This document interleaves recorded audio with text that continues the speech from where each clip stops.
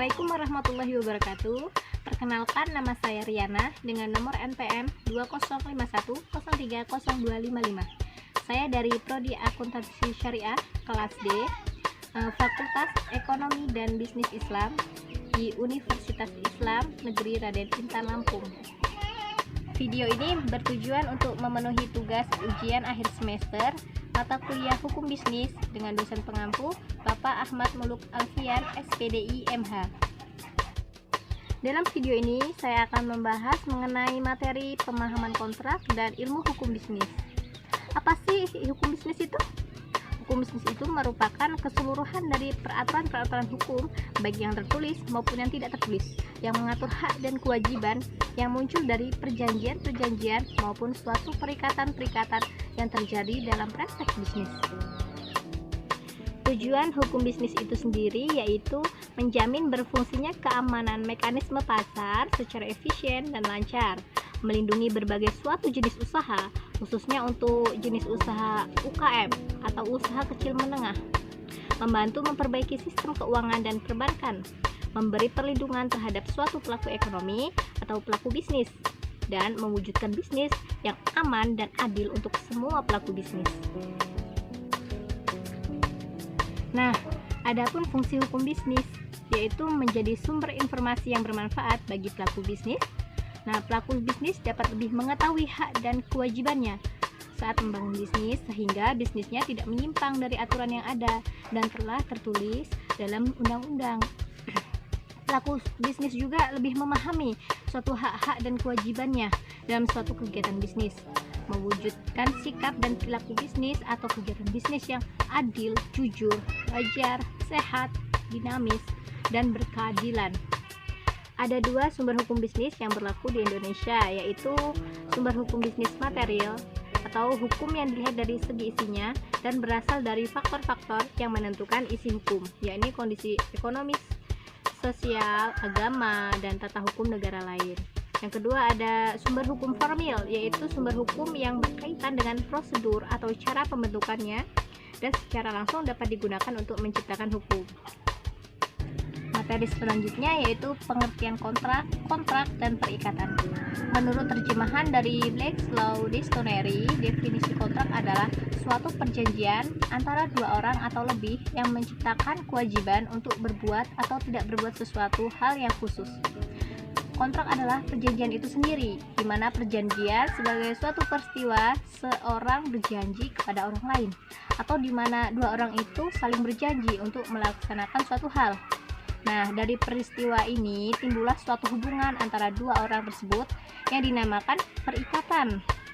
Perikatan itu adalah suatu hubungan hukum antara dua orang atau dua pihak berdasarkan pihak yang satu dengan pihak menuntut suatu hal dari pihak yang lain, dan pihak yang lainnya berkewajiban untuk memenuhi tuntutan tersebut. Adapun syarat sahnya kontrak yaitu menurut pasal 1320 KUHP Perdata, kontrak akan sah jika memenuhi beberapa syarat, diantaranya kecakapan para pihak, kesepakatan antara para pihak, adanya suatu hal atau objek tertentu, dan suatu sebab yang halal atau yang tidak bertentangan dengan hukum yang berlaku, kesusilaan, dan ketertiban umum. Nah, dalam kontrak ada yang dinamakan prestasi. Nah, prestasi yang disebut ini yaitu adalah melakukan atau melaksanakan secara keseluruhan isi dari kontrak yang telah disepakati. Bentuk dari suatu prestasi pada kontrak sebagaimana pasal 1234 KUHP Perdata adalah memberikan sesuatu. Misalnya memberikan barang atau menyerahkan kekuasaan atas suatu benda, misalnya hal jual beli, sewa menyewa, hibah, perjanjian gadai, atau hutang piutang. Terus yang selanjutnya itu ada berbuat sesuatu, misalnya memperbaiki barang yang rusak, membongkar tembok, mengosongkan rumah, membangun rumah, melukis.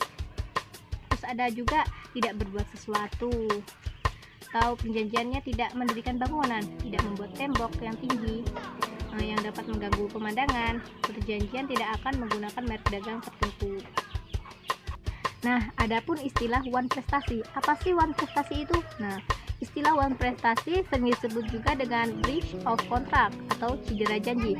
Berdasarkan KUHP Perdata, ada 4 bentuk wan prestasi, yaitu 1. Tidak melaksanakan perjanjian atau tidak melakukan apa yang disanggupi akan dilakukannya.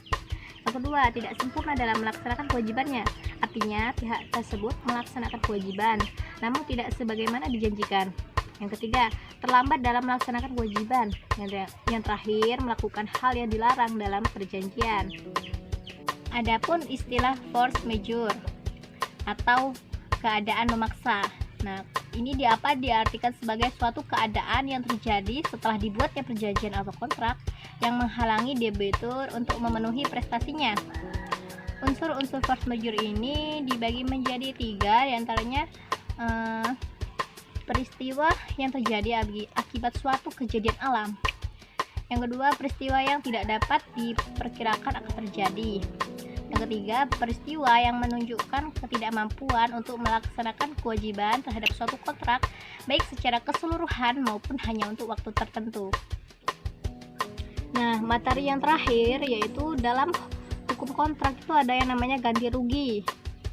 Nah, ada 2 kejadian yang menimbulkan ganti rugi, yaitu ganti rugi karena wan prestasi dan ganti rugi akibat melawan hukum.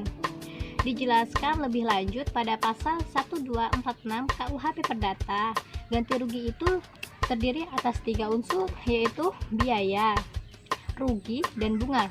Biaya yaitu segala pengeluaran atau ongkos-ongkos yang nyata yang telah dikeluarkan. Rugi yaitu kerugian karena kerusakan barang-barang kepunyaan kreditur yang diakibatkan oleh kelalaian debitur.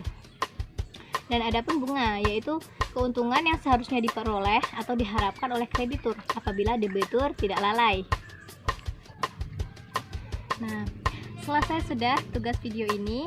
Terima kasih saya ucapkan untuk teman-teman yang sudah menonton video ini. Saya akhiri. Wassalamualaikum warahmatullahi wabarakatuh.